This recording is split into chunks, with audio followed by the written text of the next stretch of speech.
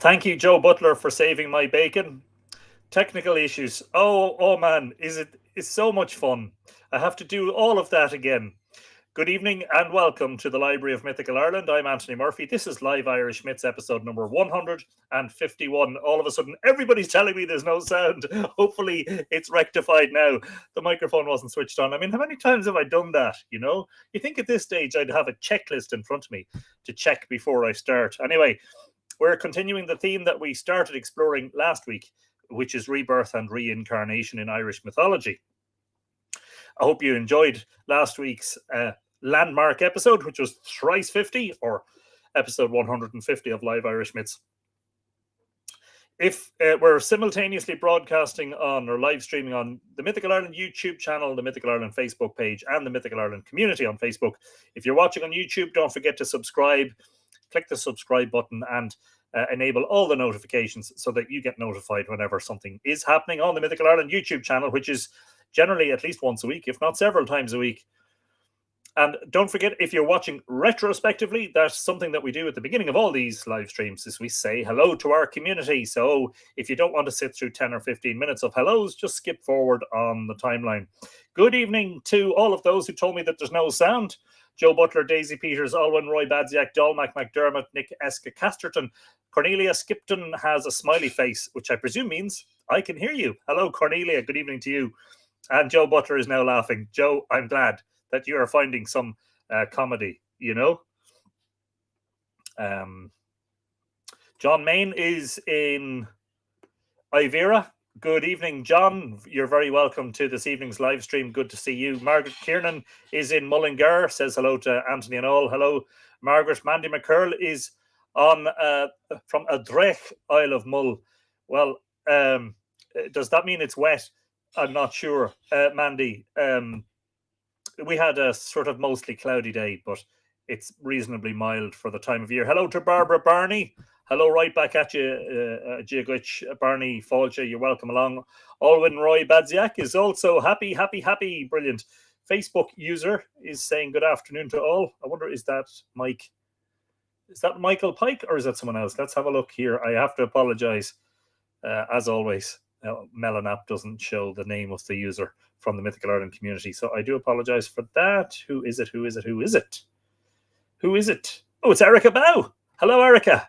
Sláinte, Conasatá to Mochara. You're welcome. Joan McHugh is in the house. Lovely to see you all again. Yes, indeed.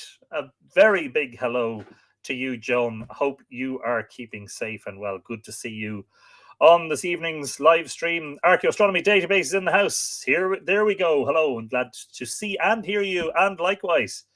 And don't forget that Archaeoastronomy Database has a very interesting post on the Mythical Ireland community at the moment. I must share that to the Mythical Ireland page actually later. Looking for viewers for the moon, which is a proxy for, I think, is it summer solstice? Another great opportunity for sites all around the island, this time for the moon rising at ancient summer solstice positions. Actually, I'm going to just see if I can share that now. Share to a page, Mythical Ireland. Share. There you go. Shared. Good work. Thank you for enlisting the support of the community for your wonderful observations. Brilliant stuff. We are going back in time to see where the sun was positioned at summer solstice 5,000 years ago. Robin Rickman says that it's sunny in western Pennsylvania. We're very glad to hear that, Robin. You're very welcome to the live stream. Janet Moran is in sunny Boston. The sun seems to be shining all over the place, which is brilliant. Callum Barrett says, evening all. Trinonawa, Callum, you're welcome to the live stream. Tom King is in the house, who he tells us he hears us loud and clear. Roger that. Hello, the mighty two. I hope all in good fettle. QSL, Tom, QSL, all in great form. Thank you. Have you ever spoken on King Arthur's Celtic heritage? 77. Not yet, but it is a subject that I suspect we will get round to before too long. I was very interested in the recent discovery of a manuscript pertaining to Merlin. and a slightly different account of that story. So yeah, I'm it's on my list of things to get round to. Stephen O'Hara is in Kilkenny, where it's a lovely evening. Very glad to hear it, Stephen. You're very welcome along. Joe Butler is in Colorado. Suddenly cooler weather, ready for the autumn equinox. Absolutely, that's the way it goes, isn't it? Facebook user says hello, and that is, who is it? That is Laura Puente. Hello, Laura. You're very welcome to the live stream. Nick Eskikup, sorry, I do apologize. I skipped a couple. Erica Rivertree is in Louisville in Kentucky. Conas Tatu. Tommy Gama August Tussafane. Erica, hope you are keeping well and that you're in good form. Pilar Goldstein Day says, yay, sound. Hello. Yeah. I need what they call a decent individual. A decent gentleman in Ireland is a sound man, which means something else. Sound engineer. I need a sound engineer. Not necessarily a man. Could be a woman. Good evening, Anthony, says Nick S. Casterton. And all the two. Alex sends his greetings. He's now working back at our local pub on Monday evening, so he catches up. Brilliant stuff. Glad to hear the pubs are open and hope everybody is able to have a drink and be healthy and safe at the same time. Fantastic. Mariana Dunn. Greetings, dear Tua and Anthony from Virginia. A delightful time to be with you online. Brilliant. Well, hopefully it will be delightful, and I hope we can live up to your expectations. Coda says hello. Yes, hello. Paul Campbell says, I understand this is episode 151.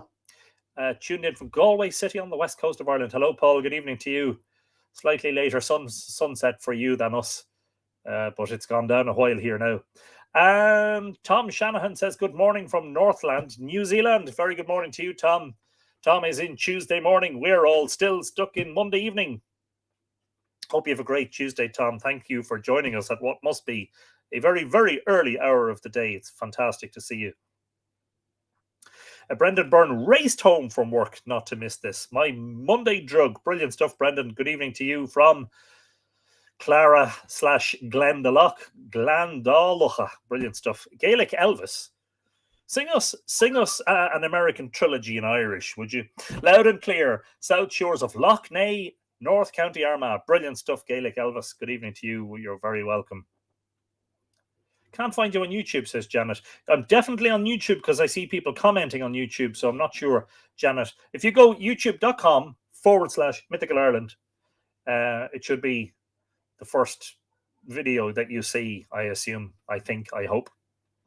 Adina Sparks is saying good afternoon. Hello, Adina. You're very welcome to the live stream, episode number 151 of Live Irish Myths. Alwyn Roy Badziak is in Belfast. Brilliant stuff. For the full moon too. Oh yes, it's full moon tonight. And I'm not out with the camera because I am live streaming. There you go. Daisy Peters. Hello, Daisy. No, that's Adina Sparks.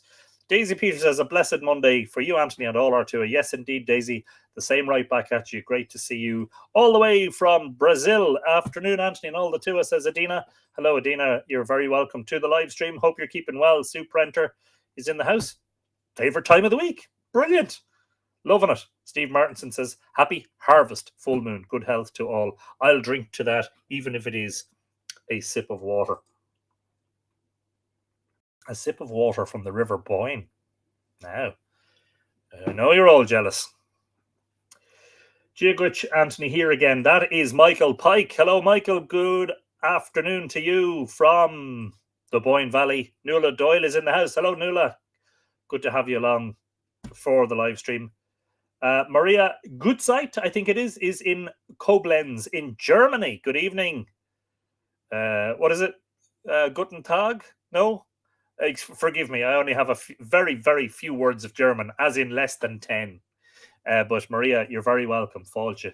Fáilte mór ort fáilte go léir. Turkish voice with you. Sláinte, brilliant stuff. That's Uvi Breathless Dicer. Good evening to you and thank you for joining us. John Noonan is in Dundalk at the northern end of the same county that I'm in, and I'm in the southern end in Drogheda. And sure, look, John, we won't hold that against each other. It's Lou Abu, definitely. Gary, who's the full Irish GK, is in the house. Another fine day on the sod. Banachty from Tala in South Dublin. Tala Muncher Parthalone. Brilliant stuff, Gary. Great to see you along. Seeing it, Ohal. Is it Ohale or Ohal? O'Hale? Good evening, Anthony. Just up the road a little bit in Bessbrook. Yes, indeed. Bessbrook in the county of Armagh. Just a short distance up the road. Just a little bit.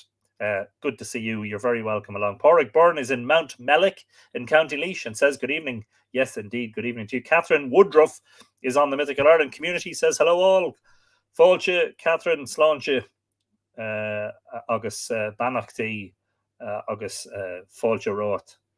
Helen Hirsch Chatter says, happy full moon to all the tua. Yes, indeed. Same right back at you, Helen.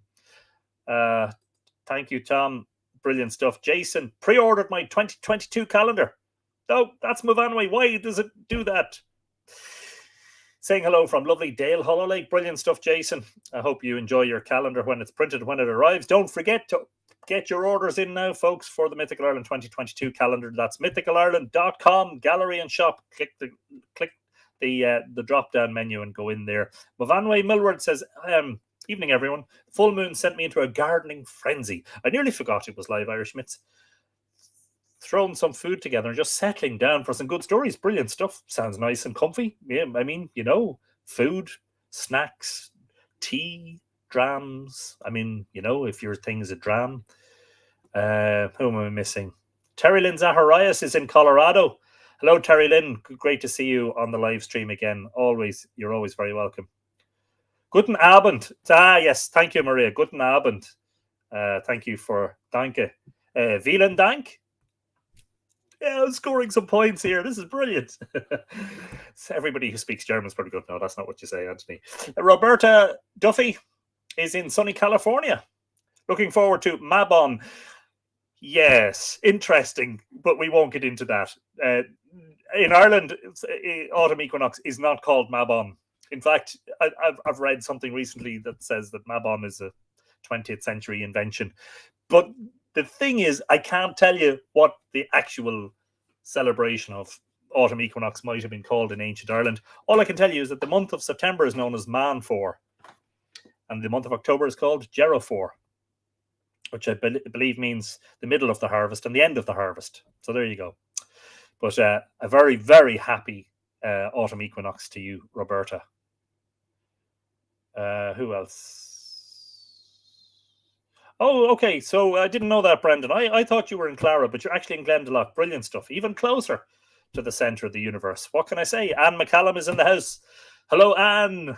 And thank you. I hope you enjoyed the, well, I know you did, the latest patron video. John Main says it's breaking down every so often, or is it only myself? Well, I hope it's only yourself, John, and I hope you don't take that the wrong way. Okay. Oh, Peter seems to be local, John, or was hit and miss in Louth at the beginning. Peter, I'm not sure where you're watching. If you're in Monaster Boyce, I don't know if you're watching on a phone, but I find the phone coverage in Monaster Boyce, even after all these years, to be terrible. There you go. I think I've caught up.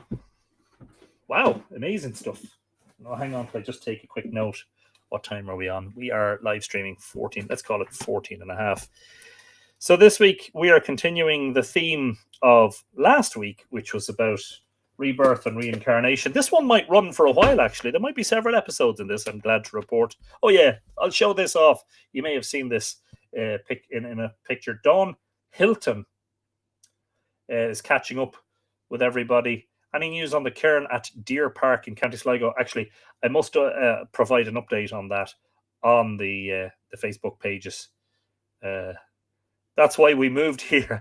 I can understand that. You're going off grid. Lancashire is, Dawn says, sounding great in Lancashire. Brilliant stuff. I wanted to show you that, which was my new notebook. Follow your bliss and the universe will open doors where there were only walls.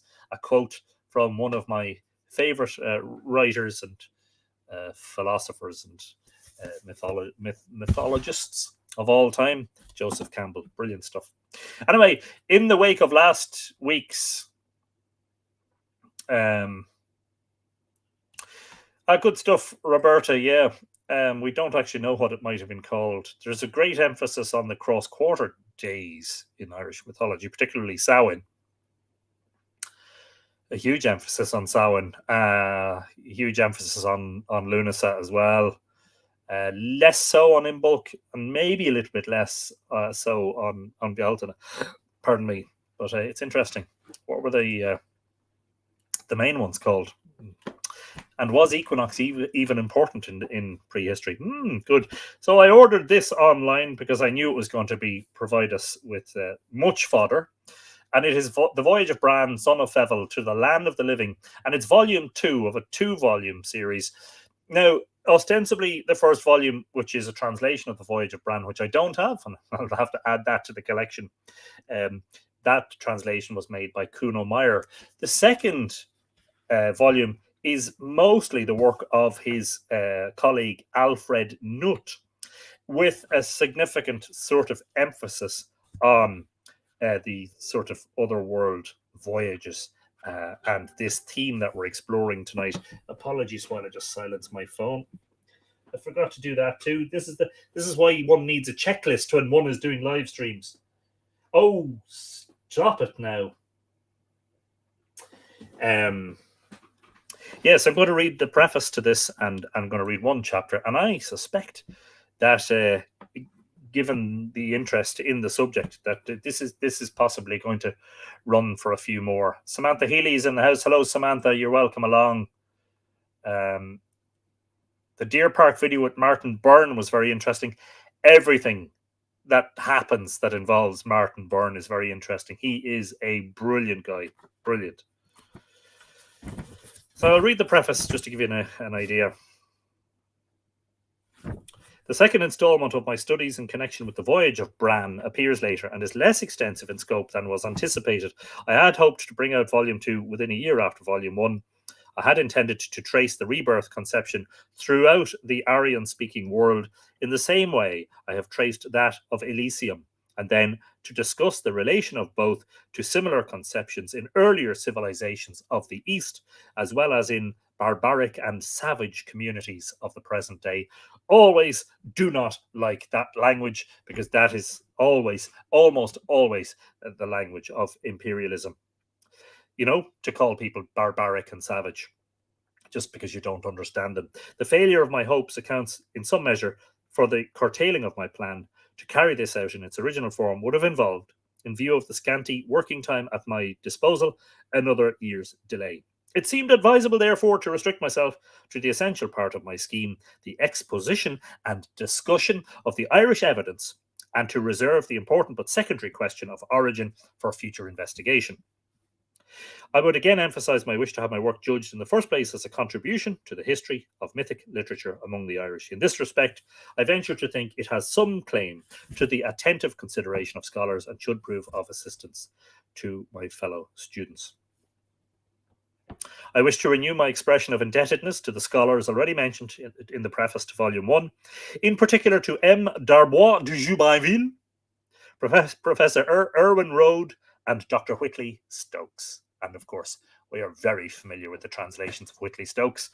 Tell me, what do you see? Not difficult, that. What's the 4-part series we did? Come on, somebody tell. I mean, I know the answer. I just want you to tell me. Bethany Cutler is in the house. Hello, Bethany. Professor Kuhnemeyer has laid me under deep obligation by careful perusal of the proof sheets, by many important suggestions, and by the appendices of unedited Irish texts, which will give this volume a value in the eyes of philologists to which it could not otherwise lay claim. I'll read through this preface quickly so we can get to the juicy stuff. I have also to thank Dr. Jevons, Jevons, not sure what his nationality is and how the J might be pronounced, for kindly reading over the chapter in which I discuss the classical testimonia and enabling me to correct and amplify the argument based upon them. I must state, however, that this chapter contains much to which he would not yield unqualified assent. I mention this lest I should seem to lay upon him the responsibility for possible errors of my own. My critics have treated me with a leniency and appreciation that demand my grateful recognition. Many helpful suggestions were made, blah, blah, blah, blah, blah, yes, indeed, etc., etc. In conclusion, See how I did that? Skip 2 pages. In conclusion, I would urge increased study of the Celtic past by the English-speaking communities. They are pledged to it alike by filial piety and by political expediency, for the Celtic element in their civilization is considerable, and though it may somewhat change its form, it is not likely to decrease. As far as the purely scientific aspects of the study are concerned, the facts speak for themselves. As far as its beauty and interest are concerned, there again the facts speak for themselves. But I rest my advocacy of the fostering of Celtic studies upon other than scientific or aesthetic grounds. I believe it to be a task patriotic in the highest sense of the word, as tending to sympathetic appreciation of a common past, to sympathetic union in the present and future of all the varied elements of a common nationality. And that was written by Alfred Nutt in July of 1897. Same year that our good friend George William Russell, A.E., wrote his short story, A Dream of Angus Og. Not difficult, that. Yeah, nobody guessing. Destruction of Dodergas Hostel, for goodness sake. Thought loads of people would be jumping to say that. Then maybe nobody's watching. This is chapter 14, chapter XIV, and it's called Irish Rebirth Legends. Now, I may not be able to read all of the chapter. We'll see how we get on, but certainly we'll make a good dent in it. And there's lots of material in this book. I'm going to take my jumper off. It's extremely warm here. I do apologize. Actually, yes.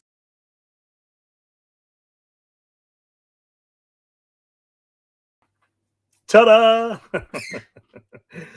I cheated. Yes, 1897. What was the question? Mavanway, come on, stick with it, will you?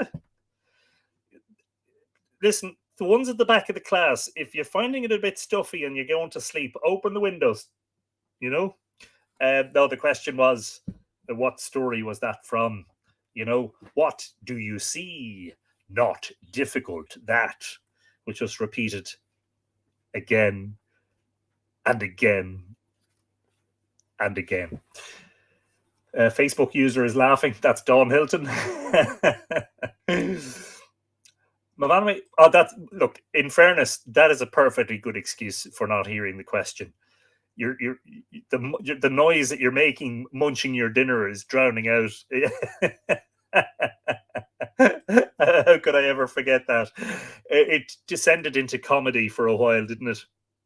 Anyway, let's go. Where are we now? Genie Macros, 23 and a half minutes already. Sure, you aren't even getting your money's worth, because if we finish at an hour, that's only 36 minutes of reading. That's why we never finish at an hour, because I waffle at the start. But anyway, sorry. It's all right. Barbara Murphy says it's almost 100 degrees out. I'm not opening a window. On this side of the Atlantic, the reason you don't open a window is because it's the opposite of that. It's like, 0 degrees, Brilliant. Glad to hear it. My favorite series. Who has an ear infection? Dawn. Oh dear. Well, keep the volume up and I'll do my best to read aloud. The stories now to be examined are far from possessing the intrinsic merit of the voyages to the other world discussed in the first volume. And as I said, I need to add that first volume to my list of reading material. I haven't got it in the library. Shock horror. So that has to be acquired. They have engaged the attention of no such original and charming artists as the unknown storytellers to whom we owe Cuchulain's Sickbed or the Adventures of Tig McCain. As a rule, fragmentary and obscure, the central incident is not infrequently glossed over and rationalized away, so that it is difficult at first sight to distinguish its true character. This is notably the case with the birth story of Cuchulainn, the first among these tales to demand notice, from the importance of its hero as from the antiquity of its record. For among the many manuscripts that have transmitted it to us, one is the Book of the Dun Cow, or Laur na Hire, the oldest Irish vellum, copied at the close of the 11th century from compilations of the earlier half of the same century.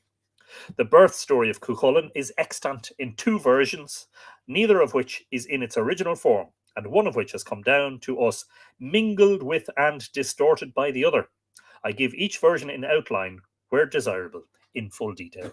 And this is version A. I hope that some of you will be familiar with this story, and if it rings bells, please, in the comments, tell me why it's important to something we've explored over the past year or so. Rose Corain, hello, Rose, you're very welcome along. Michael Trott is telling us it's about 18 degrees Celsius in New Zealand, where it's spring equinox. Brilliant stuff. Sounds lovely. Send a bit of that over our way.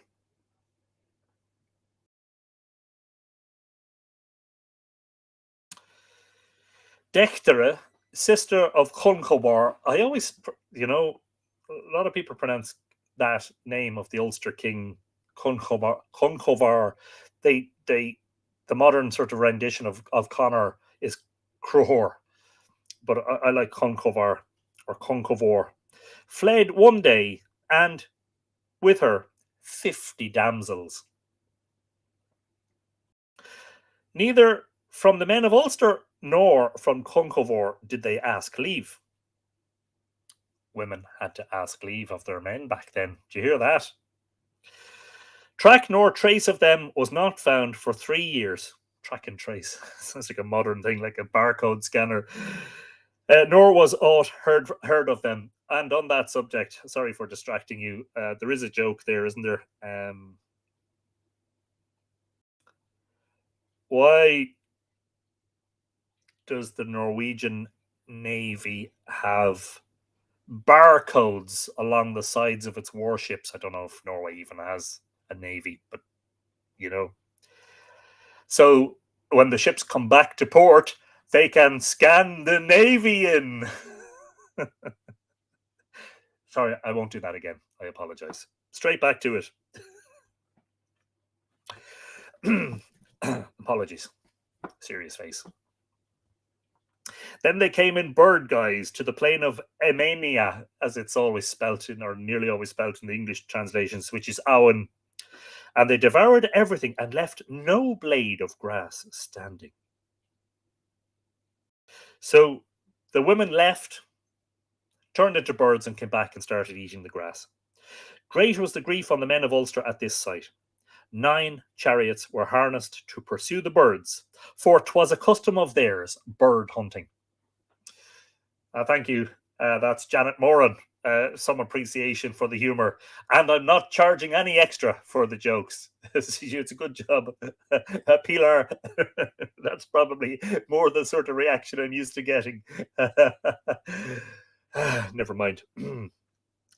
9 chariots were harnessed to pursue the birds, for 'twas a custom of theirs, bird hunting.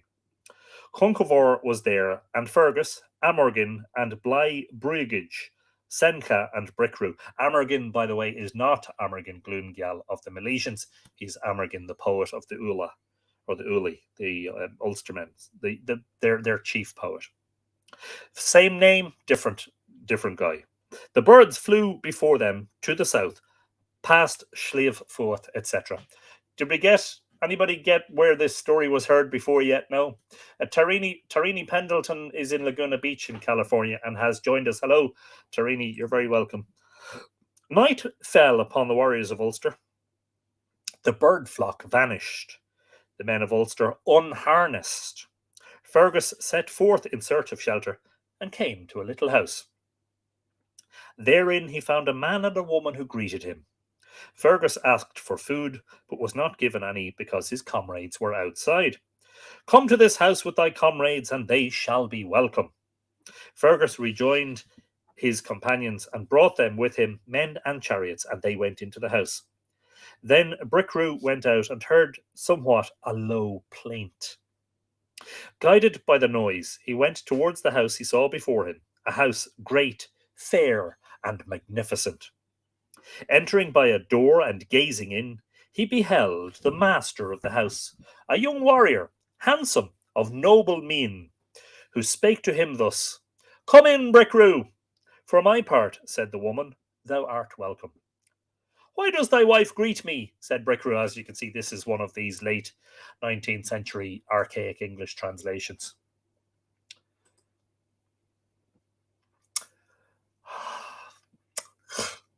I'm very sorry, Elaine, for starting without you. And a reminder that we start at 8 o'clock. Joke. Yes, Janet Moran enjoyed the joke, apparently. Don't encourage me. And Sandra Boothroyd has joined us. Hello, Sandra. Where am I? Sorry. Yes, why does thy wife greet me? Said Brickrew. It is for her sake that I too greet thee, said the woman.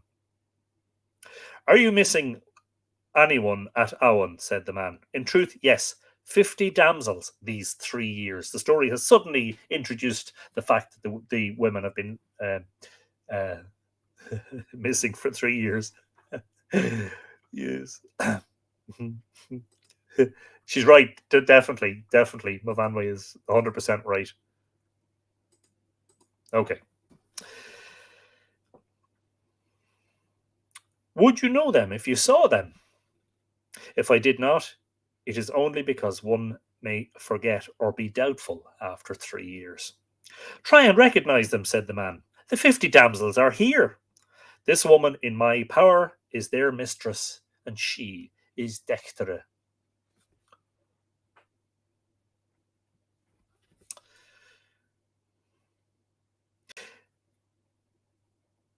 They it is in bird shape who came to Owen to lure the men of Ulster hither. The woman then gave Brickrew a crimson mantle with fringes, and he went forth to rejoin his comrades. On his way he bethought him, as to these 50 damsels whom Concovar is seeking, I shall deceive him about having found them here.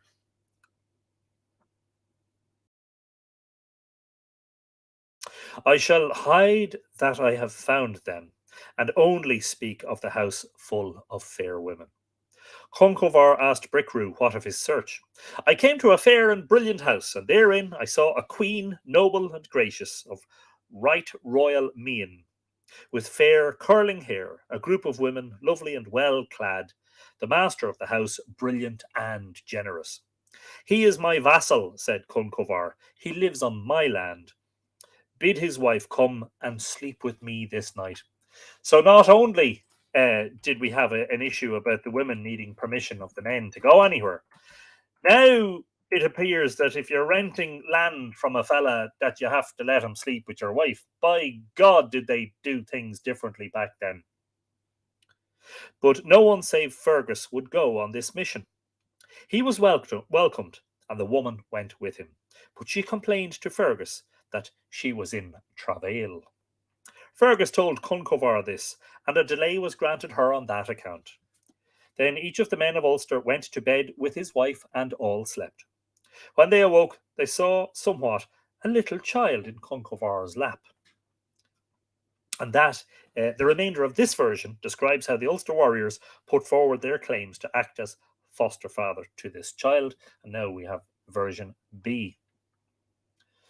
This is, yes, Movanwe, you have made a very salient, very sapient, should I say, observation, which is that, yes, this is similar to the story of Angus, who falls in love with a woman who transforms into a swan. It's not Angus that, yes, yes, indeed, this is a recurring theme. Angus has to choose care from among many other swans. And then don't forget that Yuki Aram, the king of Tara, has to choose his wife, who is Etain, from among a large group of other women, and he chooses the wrong one. He ends up choosing his daughter. Remember that? So well done on that one. There's another connection, though. I'm just waiting for you to think about in relation to this story. Jody Lynn Burkhardt is in the house. Hello, Jody Lynn. You're very welcome to the live stream. So this is version B.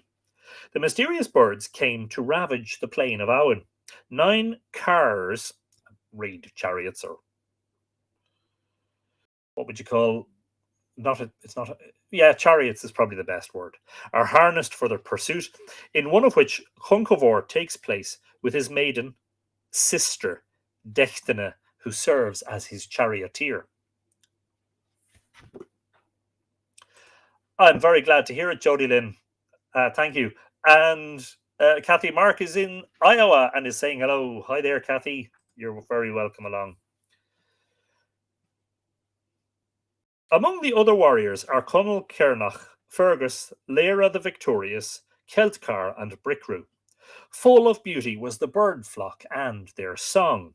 They sang as they were flying. 9 times 20 they were, or were they, linked 2 and 2 by silver chains. At the head of each group of 20 flew 2 birds of noble plumage, linked by a chain of red gold. These birds flew apart till nightfall, preceding the hunters to the end of the land. Night fell upon the men of Ulster, and thick snow fell. Conchobar bade his men seek shelter. Conall Cernach and Brickrew find a new house. Entering, they see a man and woman who greet them. Returning to their comrades, Brickrew declared it was beneath them to go into the house, where they would find neither clothing nor food. Of course, remember that hospitality was a major feature of certainly early medieval Ireland, and it was something that was expected of you. Yet they went in and took their chariots with them, and hardly were they in the house with their chariots and their horses and their arms, but there came to them all manner of good things, meats known and unknown, so that they never had a better night. Just want to see how much of this. The master of the house then told the men of Ulster that his wife was in travail. Dechtere went to her, and she gave birth to a son. At the door of the house was a mare, which gave birth to 2 foals. The men of Ulster took the child. The father gave him the 2 foals. Dechtere brought him up. In the morning, house and birds had vanished, and the warriors found themselves in the east of the land. They returned to Owen, taking with them the child, the mare, and the 2 foals. The child grew up and, falling ill, died. Great was Dechtere's grief. On her return from burying him, she asked for a drink in a vessel of brass. Drink was brought her. As she raised the vessel to her lips, she felt a little beast come with it, and she drank it in. She slept afterwards, and at night she saw somewhat a man neared her and spake unto her, telling her she was with child by him. Is everybody still okay? Not seeing any new comments. Hope I'm not missing anything. He it was who had carried her off with her companions. He had led them in the shape of birds. He was the child she had reared. Now he was about to enter her womb and would take the name of Setanta. He was Lugh, son of Ethne.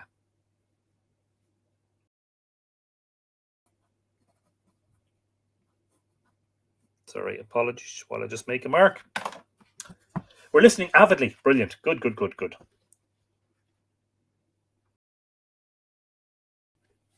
Alan Hoskins has joined us. Hello, Alan. Welcome along. The version then tells how the men of Ulster were shocked at Dechtere's pregnancy, thinking the father must be Conchobar, who had done violence to his sister when drunk. She is married to Soltam. The child she bears is named Setanta. The oldest manuscript which has preserved this version, the Book of the Dun Cow, then relates the strife of the Ulster warriors to foster Setanta, which is also found in version A. It is evident that we have here 3 separate accounts of the parentage of Cuchulainn, the greatest of Irish braves. You are on TV now, Journey of Jeremiah on Science Channel on DirecTV. Yeah, thank you for the heads up, Retro Roman video games. Love the handle, by the way. It's brilliant. That is a program which is part of a series about trying to trace where the biblical Ark of the Covenant went to. And the TV crew came to Ireland last year during the pandemic, but fully authorized and all the rest. And we filmed at Lough Crew and Tara. Of course, the British Israelites believe that Cairn T at Lough Crew, which is a Neolithic passage tomb, probably older than Newgrange, probably maybe 5,300, 5,400 years old. And the British Israelites claim that it's the burial place of the biblical patriarch or prophet Jeremiah. And then the same British Israelites who we encountered in our episode of the conversation series with Mairead Carew, they were the ones who came to the Hill of Tara to dig up the Hill of Tara looking for the Ark of the Covenant. Of course, they did an awful lot of damage and they never found the Ark. So that's what that program is about. I hope that I've done a good job of debunking the wild claims. What word are you saying, says Terry Lynn. I'm not sure. The subtitle says the word setanta. It's spelled Setanta. Setanta. Sometimes with a fada on the E, Setanta. Setanta is the name of Cuchulainn when he was a child. So I'll just read that again. It is evident that we have here three separate accounts of the parentage of Cuchulainn, the greatest of Irish braves. 1.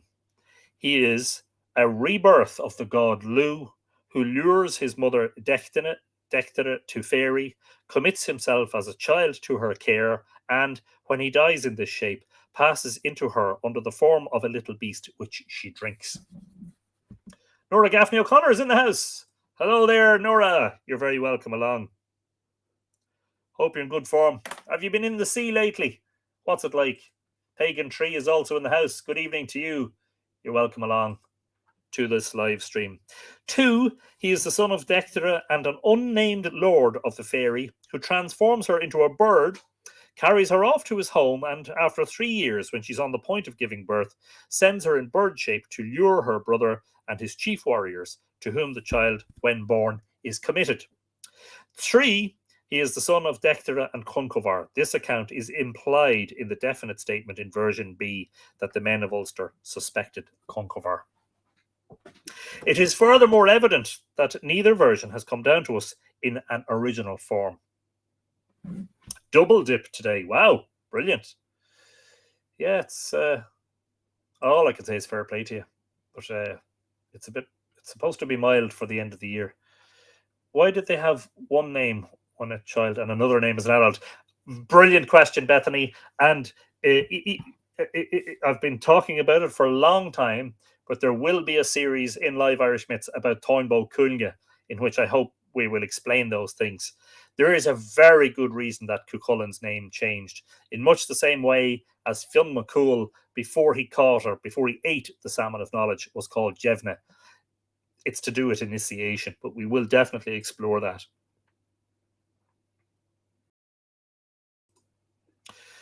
Great seeing you on TV. Had you on in my pocket, then walk downstairs. My dad's asleep with that TV show on. Amazing coincidence. Yes, I think what you're trying to tell me is I put your dad asleep. Brilliant. Yes, good stuff. Bethany Cutler.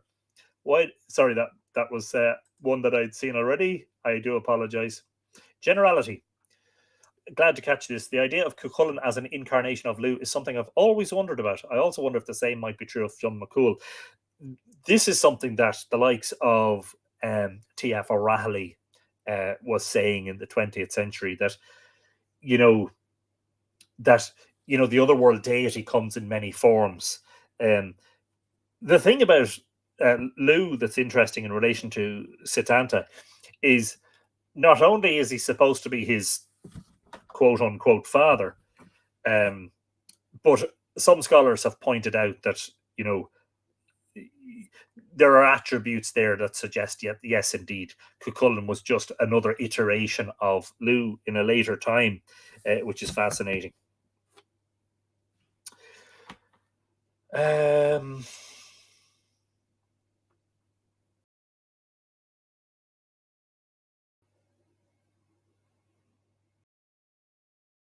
Louis, is it Sifir? New here, tuning in from a mountain in Idaho where I live with my 2 wolves. First snow last night. Wow, that sounds completely mystical and fantastic. Can we go up to your mountain and have a look at your wolves? Wouldn't that be brilliant? Well, that sounds absolutely wonderful. Thank you for tuning in. Michael Trott says, Lou, my county. Yes, I own it. It's my county. My county, the county in which I live is County Louth, Louth, which is an anglicised form of Lou. Lou Samuel Dánach, Lou the many gifted, is on the crest of our county. It is furthermore evident that neither version has come down to us in original form. Notably, version B, as we have it, presupposes version A in Lou's statement to Dectere that he had carried her off with her companions in the shape of birds, whereas, according to existing texts, he had done nothing of the kind. I have given version A in sufficient fullness to be spared the need of pointing the traces, obvious to the careful reader, of abridgment and contamination. If now we turn to the manuscript tradition of the story, we gain valuable hints as to the age and nature of the incidents it relates, and concerning the way in which Irish mythic romance has been transmitted to us. Version A is found in a 15th century manuscript, Egerton 1782. Version B is likewise found in this manuscript and also in the Book of the Dun Cow, which further, as already pointed out, contains the strife of the Ulster warriors over Cuchulain's fostering, found in version A. In the Egerton form of version B, it is missing.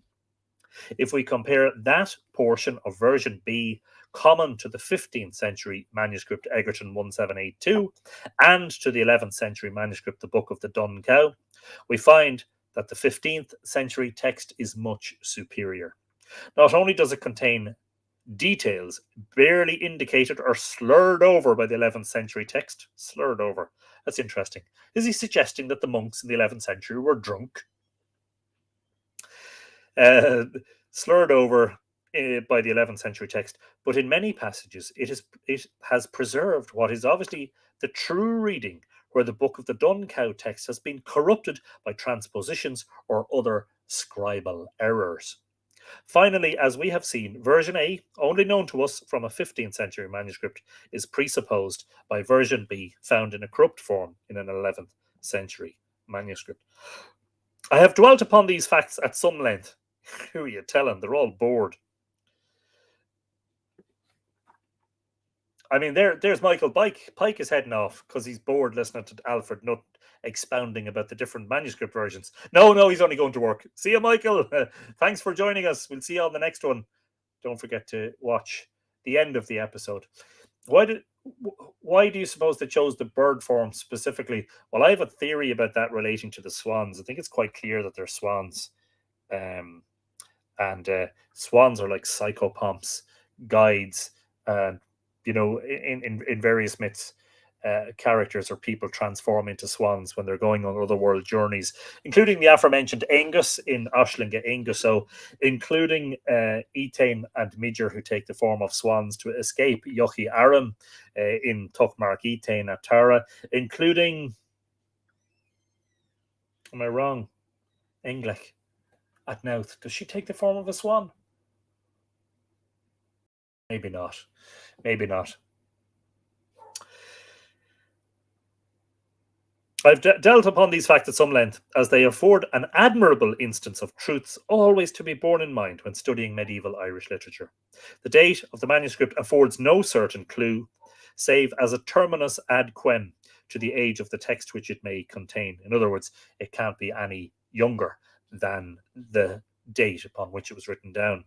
The oldest manuscript may yield a text substantially younger than that of manuscripts centuries later in date. The absence of a text from the older manuscripts affords no decided or even strong presumption against its possible antiquity.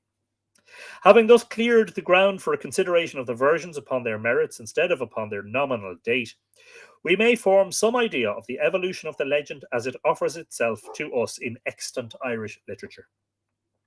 Of the three forms of the birth story presupposed by our texts, it is by no means certain that the one which ascribes Cuchulain's birth to incest between Conchobar and Dectere is necessarily the youngest. And so this is the question I was asking earlier in relation to where have we come, where have we encountered this story before?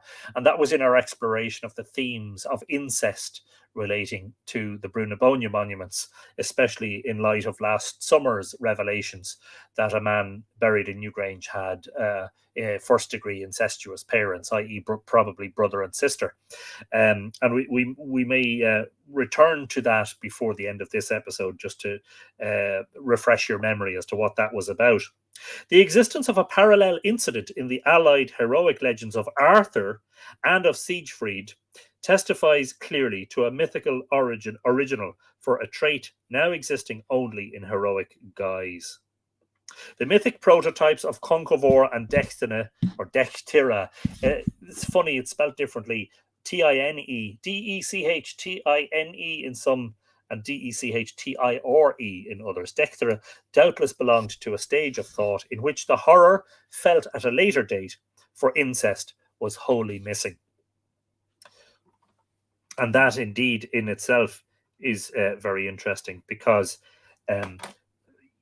we can't assume our modern mindset, of course, the modern Western thought around incest is that it is completely taboo for various reasons, scientific, social, religious, and all the rest. We cannot assume that retrospectively, and clearly there was a time when it seems to have been not taboo. Secrets of the Lost Ark, Jeremiah Code. There you go. I hope I acquitted myself very well, or reasonably well. Generality, I attended a lecture about the role of birds in Celtic religious rites. Basically, they're considered inherently spiritual creatures. Brilliant. Otherworld souls, says Terry Lynn. Yes, indeed. Brilliant stuff. The Irish heroic sagas assumed their present shape under certain definite historical and social conditions. Prominent among these is the personality of the men who composed or transmitted them. Roughly speaking, these sagas may be described as a compromise between the views of three classes. The official bard or storyteller, with his natural love for the romantic, his natural tendency to retain and magnify that which gave colour and animation to his story. 2, the official historian or antiquary, intent upon preserving or inventing the title deeds of his clan in tradition, desirous of rationalizing the mythic and romantic elements, of assigning a fixed date, a definite historical action to the vague and shadowy figures of old-time kings and heroes. And finally, the compiler, generally a monk, who copied the tales and may well have exercised no inconsiderable amount of editorial supervision. And that's very important to a subject that was explored in a previous episode and on a very long blog post on Mythical Ireland, which I think is called Scribes and Kings. Is it Religion and Politics in Irish mythology or something similar? I'll find it for you here now. It is called Scribes and Kings, Religion, Politics, and the Medieval Manuscripts of Ireland. A very, very long read. If you're thinking of reading that, or go back over the episode that we did, it is quite lengthy. It's about 3,500 words. The incest form, as it may be called, of Cuchulain's birth story would appeal far less to the first class than either of the rival versions, involving, as these did, the welcome machinery of the lords of fairy. And of course, when he's saying this word fairy, he's talking particularly about those folk of the other world, in particular the Tuatha Dé Danann, and would be profoundly repugnant to the third class, the Christian compilers and scribes. To the second class alone would it be welcome, as wearing apparently a more historic aspect than either of the other forms. But at an early stage in the growth of the Cuchulainn saga, a euhemeristic version, which made him a son of the Ulster chief Sualtam, became current and effectually rivaled any popularity the incest form might have enjoyed among the learned class. So that's interesting. Thus, discarded by the antiquaries, indifferent to the bards, repugnant to the monks, the incest form had little chance of surviving. And, as a matter of fact, has barely more than survived. Side B is in the house. Long time no see. And we are seeing some familiar faces returning this evening, which is great. I'm sorry. Sorry, Barbara.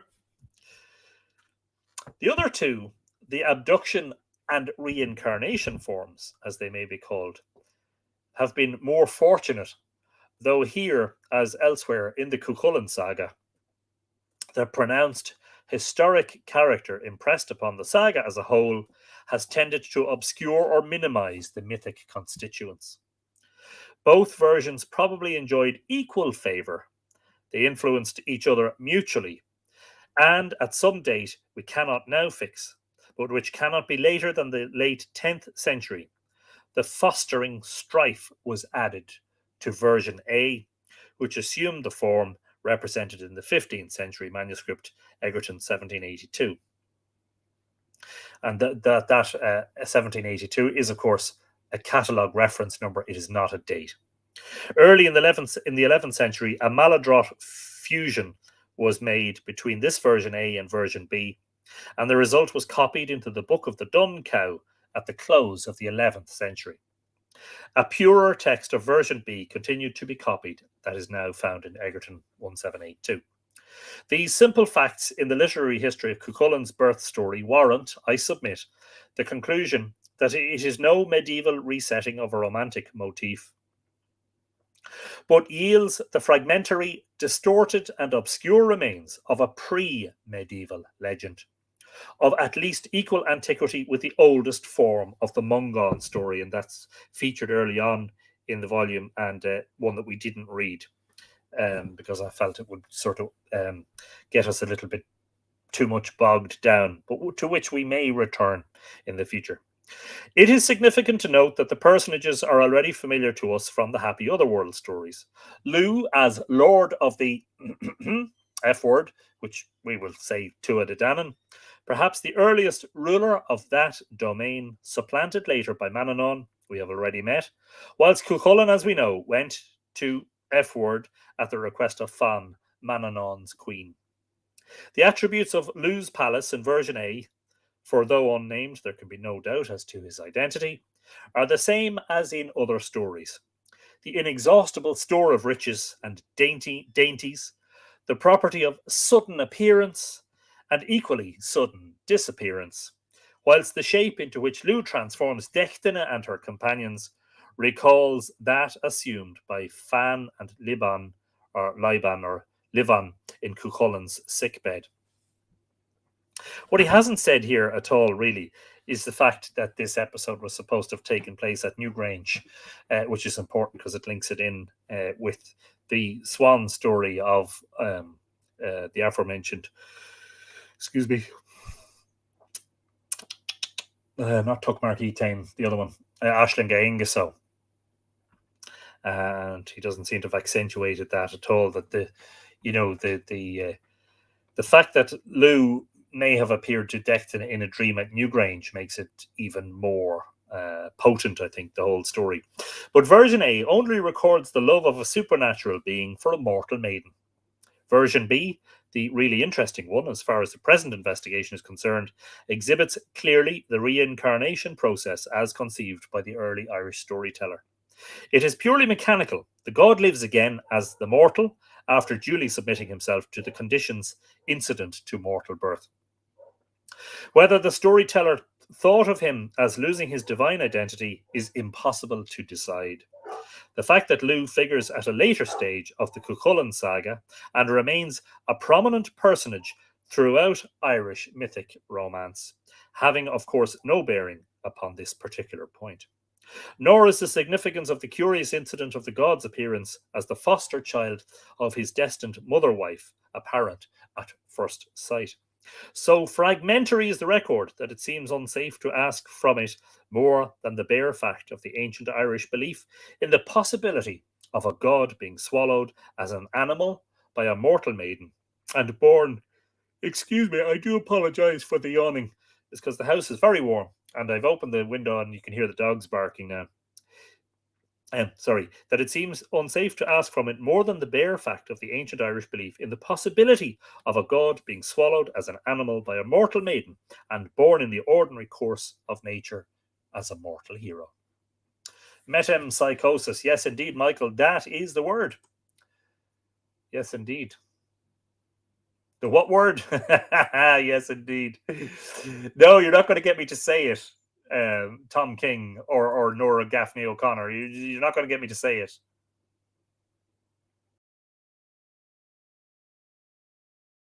Kathy Maydeo is in the house as well.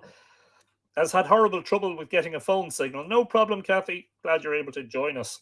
Hope you're able to enjoy some of it. Now, we proceed from here at 2 minutes past 9. Given that I said we only started reading at about 24 minutes past 8, we proceed into the Etain story. Shall we continue or shall we leave that till the next episode? We'll also have to be dealing with the two swineherds, Conal Kernock's birth, Tuan McCarroll, among others. There's enough material certainly for at least another episode, if not another 2 episodes. But if you are able to bear with us, it is possible that we can press on. Yeah, and Megan, this is a problem that everybody has when Coda starts barking. They're not sure, where they're not sure where the dog is barking from, but it happens to be yes on the device, definitely. Yes, we're going to press on.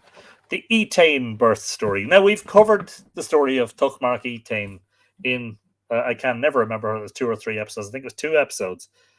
But there are 3 sections of the story in very early on in the Live Irish Myth series. They're all,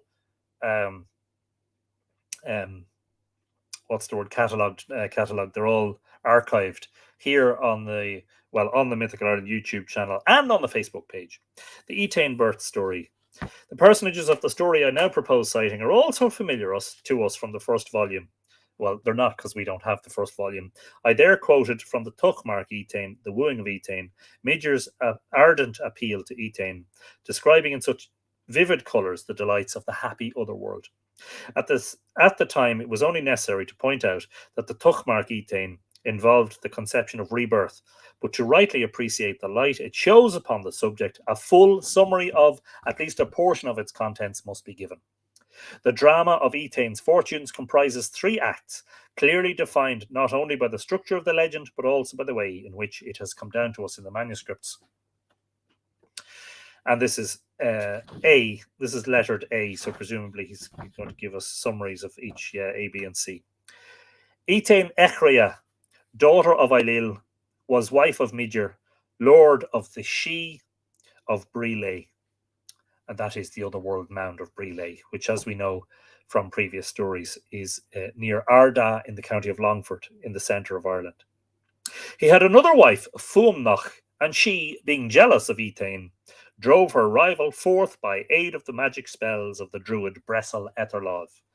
And I should at this stage point out that the purists will probably tell me that Etain, in earlier Irish, the T, if it was between 2 vowels, should be pronounced more like a D, which is why you get the modern name Edain. And I've actually heard scholars referring to it as Tuchmark Edain. But I just say Etain because that's what I've gotten used to. And it's not too far off the mark, I hope. A foster son of Midger, Mac Og, i.e. Angus, son of the Dagda, whom we already know as Lord of the Happy Otherworld in its Hollow Hill form, and of course, owner after he kicked his father out, or Elkmar, depending on which one you read, of the Great Mound that we knew as Sheedenbrog or Sheed Macanog, which we now know today as Newgrange. A foster son of Midger, Mac Og received the Queen and tended her with loving care.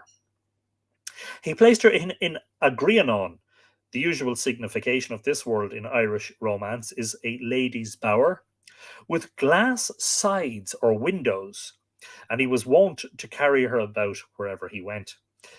This is translated, isn't it, by the likes of Ronald Hicks, etc., as a crystal bower, which is interesting because of all of the quartz crystals at Newgrange, or the pieces of quartz stone at Newgrange. Tidings of this reached Fumnach and further inflamed her jealous hatred. Bethinking her how she might destroy her rival, she persuaded Midger and Machog, who were at enmity on Etaine's account, to agree to a meeting for the purpose of making peace. Now, I just want to interrupt this here just for a second, because we're only just being told at this point that Angus is minding Etaine at Newgrange, right, on behalf of Midger, apparently. But now we're being told that they're actually love rivals. That Midger and Machog were at enmity on Etaine's account. And this reminds me of the story of Englec, who is apparently similarly loved by Midger and Angus. But when Angus is off playing with the boys in the playing fields, Midger comes to Nouth and scoops up Englec and takes her away. And when Angus comes back and finds her gone, he is brokenhearted. He is despondent. Doesn't do what's done in Tuchmark Etaine, which is, when they're when the king is pursuing Etaine and where she has gone, he digs up all the otherworld mounds, hunting for herself and her eloper. But this doesn't happen in the case of the Nouth legend. And I just wanted to literally introduce that just because there are similarities between the myths of Newgrange and the myths of Nouth in that regard. And of course, they're sister monuments, in a way, part of the same complex. They're only about a kilometre apart. Whilst Mock Oak was thus absent from his palace, Fumnach gained access to it and blew in the same way or under Etaine, casting her forth from her greenawn and whirling her hither and thither throughout Ireland. And of course, I'm not sure if it says it here explicitly, but Fumnach actually cast a spell on Etaine that turned her into a shower of rain, and she fell as a puddle, and the puddle evaporated and formed into a worm or a butterfly. I think it's a butterfly or a moth or a butterfly or a worm or something. Yeah, not sure why that's not here, but anyway, maybe we will stumble into it as we go on. At last, sucked down by the force of the wind through the chimney of the Ulster chief Etar of Inver Kichmania, Etaine fell into the cup of the chief's wife, was swallowed by her, and in due course was born as a girl. Where have we heard that before? Quote, it was 1012 years from the first begetting of Etaine by Ailill to the last begetting by Etar, unquote. That's the tripartite Tuchmark Etaine. A giant fly, that's what it is, isn't it? Not a worm. It's a fly or a butterfly. I think the more romantic translations suggest a butterfly, but I think it's more like a blue bottle, as Mulvanway says, a fly or a blue bottle or something like that, She retained her name of Etaine and was brought up in great state, surrounded by 50 maidens of her own age, daughters of princes as her companions. One day, as she and her companions were bathing together, they beheld riding towards them a man of the stateliest aspect. When he reached them, he sat down on the bank and sang the following lay, alluding to the scenes through which Etaine had already passed, and the wars which would be fought on her account. So is Etaine here today, at the fair wives' mound behind Alva. Among little children is her lot, on the bank of Kichmania's Inver being an estuary or river mouth.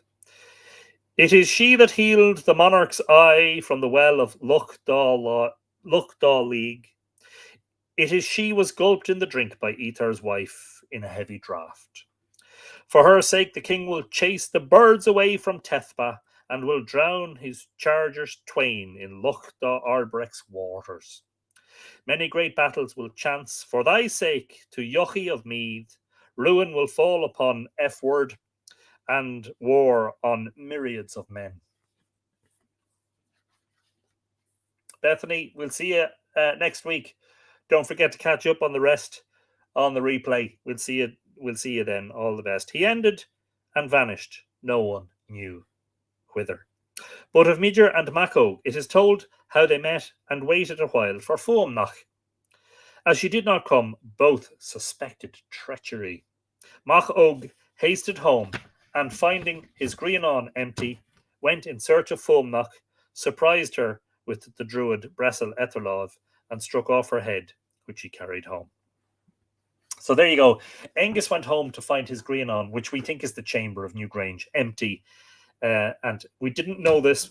Perhaps it wasn't distinctly said or explicitly said that he was in fact in love with Etain, even though he was supposedly minding her on Midger's behalf. And here we have the same story about Englec at Nouth, which says that the two boys were love rivals for Englec, and that while Angus was away, Midger came along and stole her, and that he came home to find Nouth empty. It's a sort of two different versions of the same story, isn't it?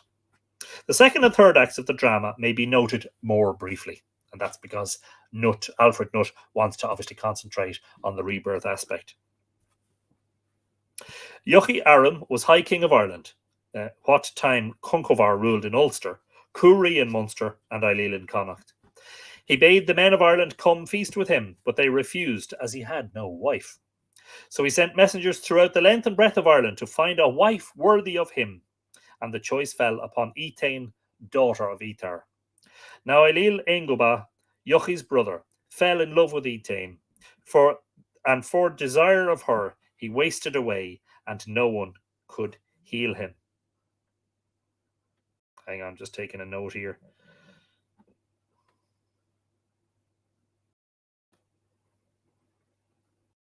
I do apologize. He wasted away and no one could heal him.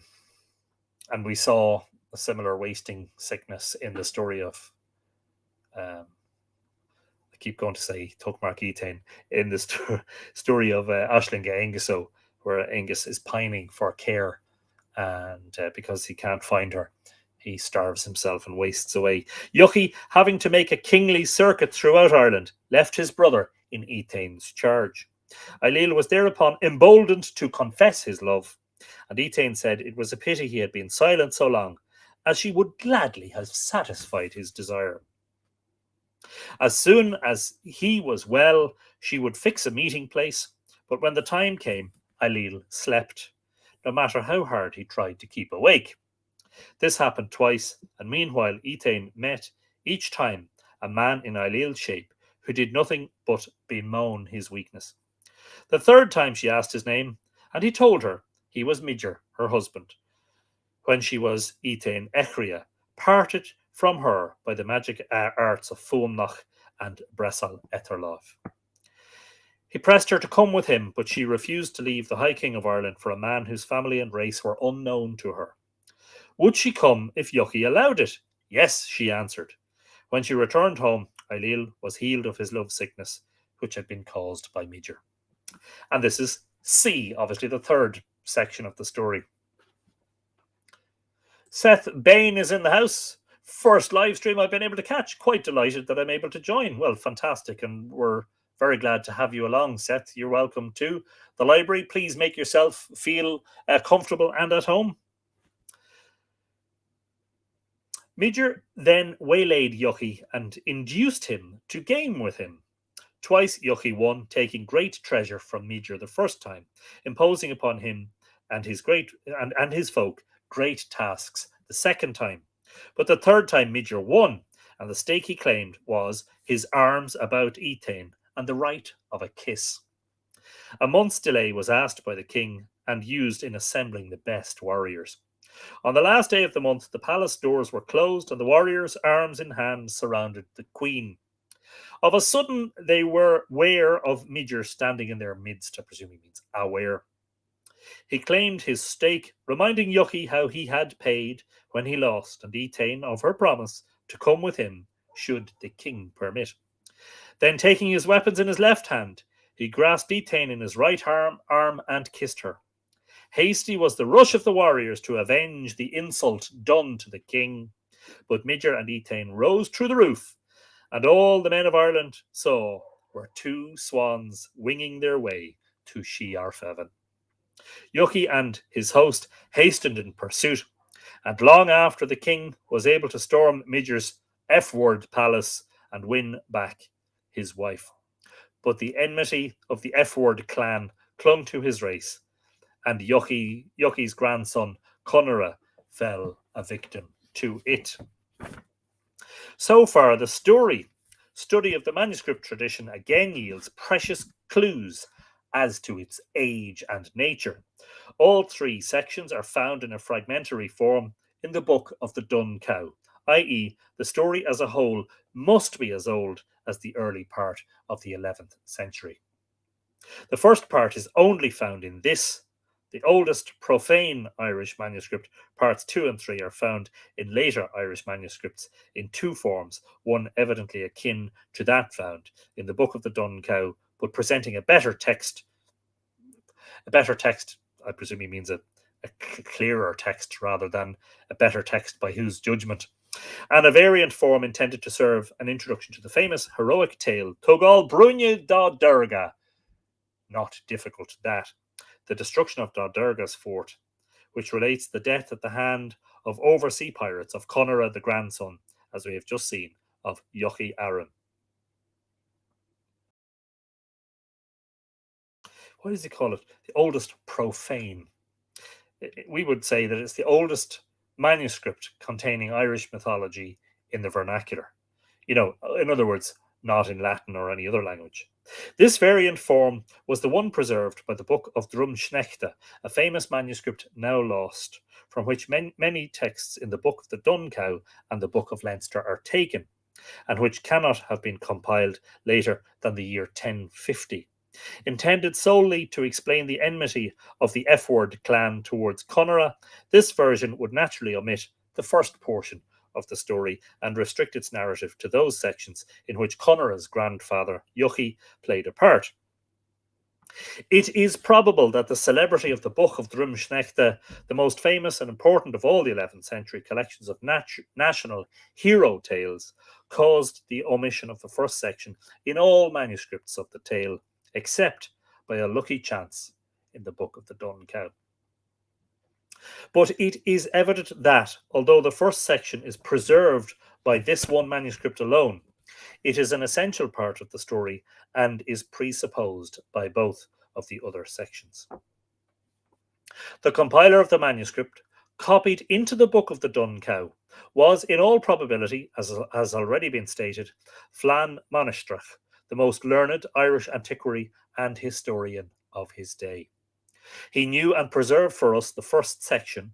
He knew both versions of the other sections, and according to his wont, essayed to harmonize them, luckily with less skill than he doubtless prided himself upon possessing, so that it has been easy for Professor Zimmer to disentangle the twisted threads and lay bare his method of compilation.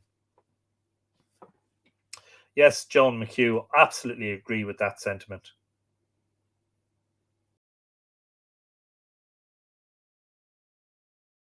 That one. Yes, 100%. And Mavani wants to say who said the F word because Brendan Byrne says, I don't believe it, the stream froze. Apologies. Where was I? The chronological remark respecting the difference in time between the two births of Etain is probably due to him. He was, like most Irish scholars of the time, passionately interested in chronological computations. Indeed, his chief work is an elaborate series of synchronisms between Irish and classic history. As M. Darbois de Joubinville has pointed out, the story itself dates from a period long anterior to the artificial system by which the mythology and heroic romance of early Ireland were recast in a pseudo-historical form modelled upon biblical and classical writers. Yes, indeed. Etain rejects Midger because she does not know his kin and race. But by Flan Monastrach's day, nay, long before, the chiefs of the Tuatha De Danann had their genealogies properly drawn out and their exact date assigned to them in the pre-Christian annals. Etain's remark testifies to a period when the folk of the goddess Danu still retained their mythical supernatural nature, free from the fetters of date and human circumstance. Again, that's very important. It's like, they're the myths of the first time. They don't have, a time per se. Teresa, welcome along. A bit late. Breathless at how themes appear in ancient Judeo-Christian literature all through time, back to Greek mythology, magical swans, fairy tales, magic kisses. I find it not only thrilling but optimistic. Makes sense. Nothing new under the sun. Yes, indeed, Teresa. Brilliant stuff. And the comparative study is yielding much fruit and has done over the last number of decades. Newgrange was modelled into a video game landscape last year. I believe that was the latest version of Microsoft Flight Simulator. Oh no, it wasn't. It was the other one. Is it Age of Empires? No, Dungeons and Dragons. No, it's something like that, isn't it? It's one of those fantasy ones. Yeah, it looked fantastic. It's definitely in Microsoft Flight Simulator, by the way. The archaic nature and early record of our story are thus, as in the case of Cuchulain's birth story, testified to by the way in which the manuscripts have transmitted it to us. We may use the extant version dating back as this does to the early 11th century, with full confidence that it represents substantially an original centuries older. The agreement with the Cuchulain birth story is marked. The goddess, equally with the god, has the power of being reborn in mortal shape, and the same expedient for producing conception is adopted in both cases. There seems to be no power of sex change, for Lugh is reborn as a boy, Etain as a girl. The differences are more interesting than the resemblances. Etain is apparently limited to one manifestation of her personality. At least while she figures on Earth as Etar's daughter, we hear nothing of her in F-word as Midger's wife or Macog's beloved. She seems to preserve her identity. It is not a different but the same Etain that Midger loves, whether as a Tuatha De Danann or an Ulster princess. It is not quite easy to be sure if she loses the sense of her identity, if, as a mortal, she retains no recollection of her previous divine existence. But I think this is most probably the case. Excuse me. Lugh, on the other hand, though reborn in the same manner as Etain, manifests himself in mortal state whilst retaining his own god personality. He is, if we take the facts of the story, at once father and son. Now, isn't that remarkable?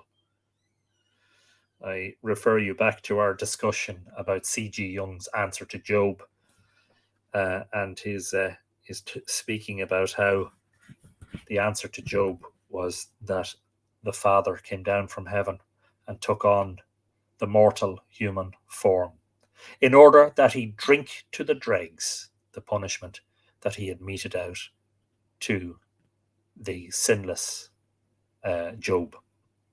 In his capacity of son and mortal, he puts off his supernatural attributes. The strength, skill, and valor of Cuchulain, although extra-human, are not superhuman. These differences may be due to the strong historic character stamped upon the extant Cuchulain saga, and to the consequent obliteration or transformation of features originally mythic. But it may testify to belief in the god's capacity to express himself in a human avatar without interruption or limitation of his divine personality. In the points just noted, both stories differ from the Mungan Finn legend, where the Finn personality disappears, lies dormant for centuries, and then reappears as Mungan without losing consciousness of identity. Fascinating stuff, this, isn't it? I really think it is. I hope you're all following and likewise enjoying it.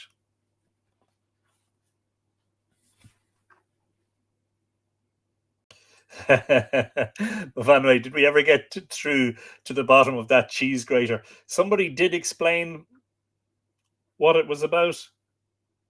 The explanation escapes me just now. Yes, Assassin's Creed Valhalla, Wrath of the Druids. Thank you, Gaelic Elvis, for answering the question as to what game it was. It's brilliant, says Nora. Super.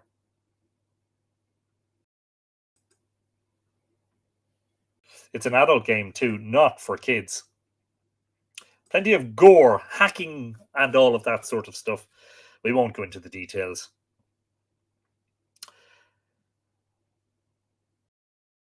For the rest, Ethane and Midger belong, as do Lu and Mananon, to that class of the Tuatha, which is especially associated with the Happy Otherworld, and which owns as its chief attribute the power of assuming forms at will. And there's a footnote here which I think is worthwhile reading, which I will read to you. I haven't read all the footnotes, but I will read this one. Anne McCallum, not sure if I said hello to you earlier. I think I did, but if I didn't, hello again. You're very welcome.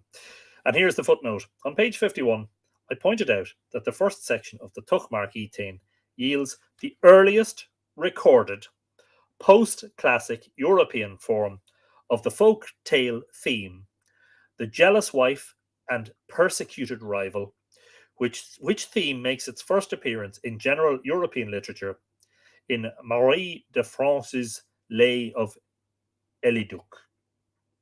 The variant version of sections 2 and 3, i.e., the version which was known to but not followed by the compiler, to whom we owe the manuscript copied into the Book of Dun Cow, figures, as already stated, as an introduction to the destruction of Dodergas fort or hostel, and is in part recapitulated in the opening paragraphs of that famous hero tale, which, in the estimation of the ancient Irish, ranked only second to Toynbee Cúilge. Well, yeah, as a bardic tale full of repetition and a little bit of comedy too, I can imagine how it might have regaled audiences. Now, this tale, as I have noted, contains the earliest recorded post-classic European examples of the following folk tale themes: the jealous stepmother and exposed child, Ethane is the stepmother, and the supernatural lover in bird shape.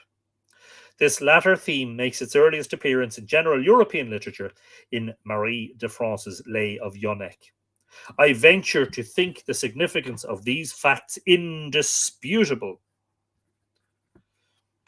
They testify to the Celtic character of Marie's work, which indeed can only be denied by those who are ignorant of the subject. They also testify to a community of romantic incident between the Celts of Ireland and the Celts of Britain and Brittany, from both of which Celtic districts Marie drew her stories. Finally, they demonstrate the great antiquity on Celtic soil of types of romantic fiction to which some scholars wish to assign a modern origin. Yay! Thank you, Alfred Nutt, for recognizing the value in terms of provenance of some of these tales.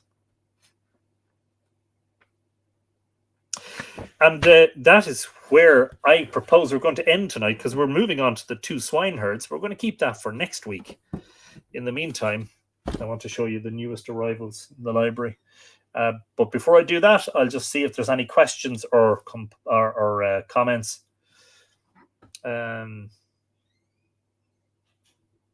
Hacking became a national pastime in early times, says Brendan. Yes, indeed it did. Love the hostel episode. The banter was epic. Yeah, there was one of those in particular. I think it might have been the second of 4 episodes. I think where at times it just became hilarious. But it was good because at that time, at that stage in the pandemic, nobody knew what was going on. Nobody knew what the future held. Nobody knew about vaccines, and all we knew is that people were dying, and it was great. I think it was greatly comforting for us to be all gathering around. Very briefly, if I can.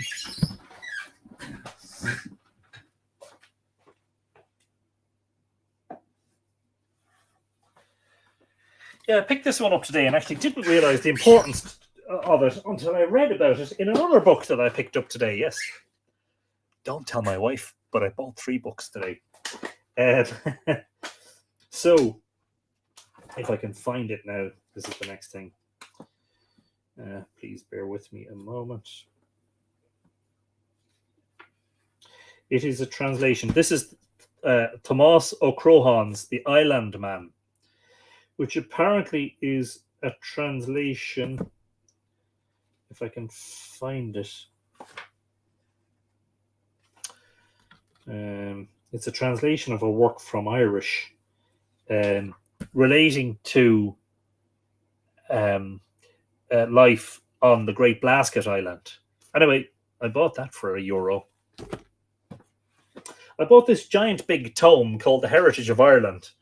Natural, man-made and cultural heritage, conservation and interpretation, business and administration. Initially, I thought it was a little bit off-putting because it just looked like one of these big reports and it was very academic. And then I saw that there's a section, I was perusing the contents. By the way, this was published in the year 2000. This is 21 years old. I saw that there were articles about the natural heritage, but also the archaeological landscape, which is written by Gabriel Cooney. That's Professor Gabriel Cooney, now Professor Emeritus of Celtic. Is it Professor Emeritus of Celtic Archaeology, UCD? Tom Condit, formerly editor, I think he was the editor of Archaeology Ireland magazine for a long time. Tom Condit of National Monument Service, and Emmett Burns. And then I saw that there's a section on the Irish language, Irish history, historical, cultural geography, place names, genealogy, folklore and ethnology, Irish storytelling, etc., etc. And I was like, geez, I have to have that. And I got a chance at lunchtime today to read a bit of this chapter called Folklore and Ethnology by Diarmuid O'Gulláin. And I found it absolutely fascinating. And I actually believe that chapter would make a very interesting episode of Live Irish Myths, because it will give you a little bit of the background as to the modern interest in old Irish stories. Because it really is, believe it or not, certainly the promulgation or the propagation of mythology in modern English language and in print, etc., owes its origins to people who began writing about this stuff just 2 centuries ago, because previous to that, of course, it was carried in the vernacular by word of mouth. And then the next chapter, which I haven't started reading yet, is called Irish Storytelling, and the author is Gearóid Ó Crúlach, who is the author of the book of the Cailleach. And I am really, really looking forward to that. In fact, what I'm going to do as soon as I finish the live stream is I'm going to continue reading this. So there is material here, definitely, for future episodes. Now, I don't know how much this volume cost when it was published. It is huge. It's 700 pages. It's like a telephone directory in thickness, right? I paid €2.50 for it. €2.50. There you go. Yes, Joan, you're absolutely right. The 2 pig keepers or the swineherds is what's called a remscale, isn't it? A precursor story to Táin Bó Cúailnge. Absolutely, yes. Paula is asking, was the waking a past tradition? You mean the waking of a body? Just clarify what you mean, because I could say something on that, absolutely. Anything else I'm missing? Seth wants to know if I take requests. I only take requests when I'm asked. Never mind, that was a terrible joke. Could you cover the siege of Knocklong? I believe it's one of the greatest repositories of knowledge on the practice of the Druids. By the way, your wife will hear not of your book buying from me. It's all right. She knows I'm addicted, you know. Yes, but I'm not sure. I haven't encountered that in volumes in my library, so I may need you to tell me where I might find the information. The Island Man. Yeah, sorry, I couldn't find that reference. That the Island Man was a translation from the Irish, and that it's actually an important work in sort of recording folk history, as it were. And the third of the books that I bought today is Eastern Religions. Hinduism, Buddhism, Taoism, Confucianism and Shinto. And you know the way... Did you ever... maybe I'm going to sound completely nuts here, right? Terry Lynn's going to send it to me. That's great. Or if you want to send me an email, History with Kaylee is in the house. Hello, Kaylee. How are you keeping? Congratulations on the wonderful dramatic rise of your YouTube channel. Well done on that, and much success. Do you ever open a book, right? You just pick up a book and it falls open on a page, and you read the first thing that you read, and you go, "Oh wow, interesting." So I'm going to read it to you. I'm going to read out what I wrote in pencil. This is after I bought it now. This is after I bought it. I brought it home, and I just opened it and read a section. I was like, that's really interesting. Buddhist sacred places may even be invisible. The apocalyptic, pardon my pronunciation, Kalachakra, Kalachakra, the apocalyptic Kalachakra, the Wheel of Time, Tantra, one of the last tantric texts to appear in India, tells the story of a mythical kingdom named Shambhala, which lies hidden in the mountains to the north of India and is ruled by a righteous Buddhist king. The text prophesies a time when the forces of evil have conquered the world. Shambhala will then become visible, and the righteous king will emerge from his citadel, surrounded by his armies, to defeat the forces of evil and re-establish the rule of the Dharma. And I'm sitting here and going, that is the Tuatha De Danann, who are living under the hollow hills, waiting for the last great battle, which is prophesied in vernacular folklore here in Ireland, at which time they will be led thronging from the Sidhe back out into this mortal world to save Ireland in the last great battle, led by their king and hero, who we have mentioned a number of times in tonight's live stream, Lou Samil Donach. It's coincidental that during the course of this live stream that I've received a picture from a friend in Dundalk who is showing me a new mural that has been painted in Dundalk. Keep a very close eye on Mythical Ireland over the next few weeks in relation to mythical murals in Drogheda. And it depicts Lou. And I was just fascinated that it should arrive when we're talking about Lou. Sorry, Pilar is giving me the correct Kala Chakra. Is it Kala Chakra or Kala Chakra? Kala Chakra. Kala Chakra, the Wheel of Time. The prophecy of the Kala Chakra represents a time of messianic speculation that has had important influence at certain stages of Buddhist history.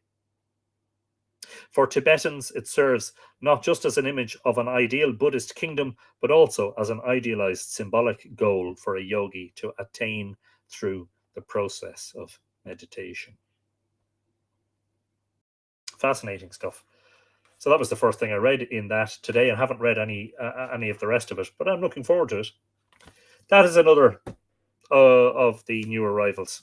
Anyway, I think you probably folks are all falling asleep at this stage. Shangri-La, yeah, that's exactly what it says in the next paragraph, John McHugh. Yes, absolutely. And Terry Lynn says that she sees the connection. Brilliant stuff. What was the word that the woman had and was let off sleeping with the man? Sorry, I'm not explaining it better. From one of the first stories you read, what was the word that the woman had? The word that the woman had and was let off sleeping with the man. Not sure what the question is, Carol. I really you'll have to give me a bit of help on that one. Yeah, not immediately understanding. Kelly, I just got here. I'm not asleep. Yes, we've been on for an hour and 40 minutes, Kelly. I suspect some of the others are falling asleep at this stage. No, I'm sure. Tracy Winkworth enjoyed that episode. Thank you, Tracy. Don't forget, that the 2022 Mythical Ireland calendar can be pre-ordered on the website. That's mythicalireland.com. Go to the shop and gallery, and don't forget to also you can buy any of my own published work on there. And if you want to support Mythical Ireland, as always, this address along the bottom is how you can do that. Patreon.com/Mythical Ireland. Become a patron. Latest things shared for patrons. Well, there was a half-hour video featuring 12 books which have arrived into the Mythical Ireland library over the past week or so. There's another 3 to add to the list. And of course, the September patron-only Mythical Ireland video will be coming up in the next week or so. Robin Rickman has ordered her calendar. Brilliant stuff. And yes, that will be hopefully printed next month, and they'll be dispatched, all going well, before Samhain at the beginning of November. Thank you, Louis. Yeah, we'd be very glad to see you coming back, you know.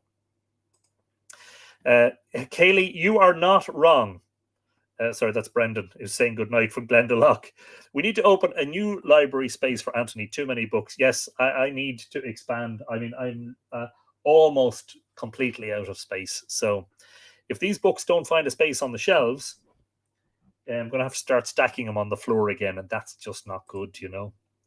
But anyway, Stephen O'Hara, I think that was the word. I think that it meant she was in labor. Let me just see. You're none of you are obliged to hang on. Very good night to all of you.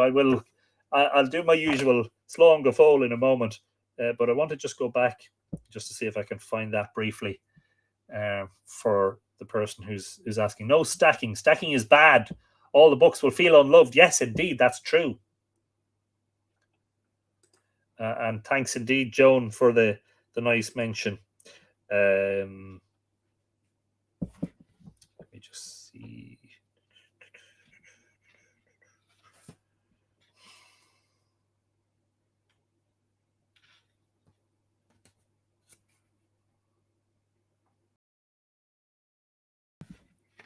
If anyone else can help with this. Travail, that's the one. Yes, she was in travail, which is an English word, isn't it?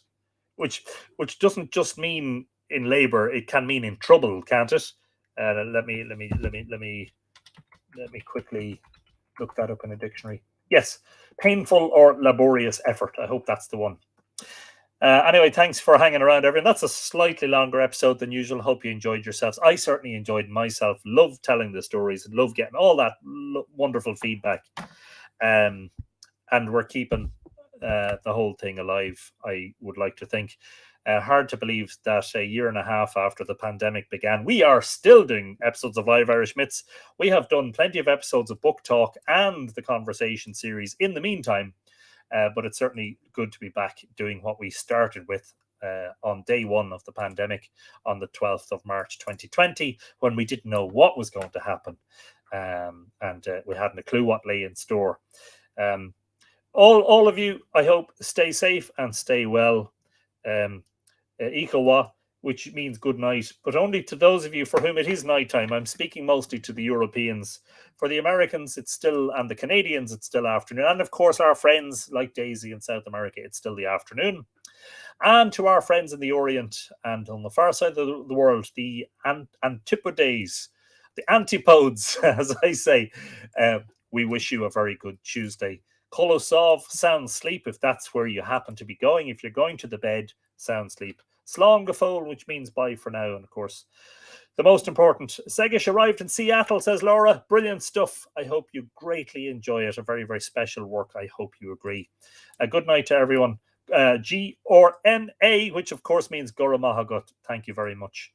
And the most important greeting of all is to say Tog go bugay.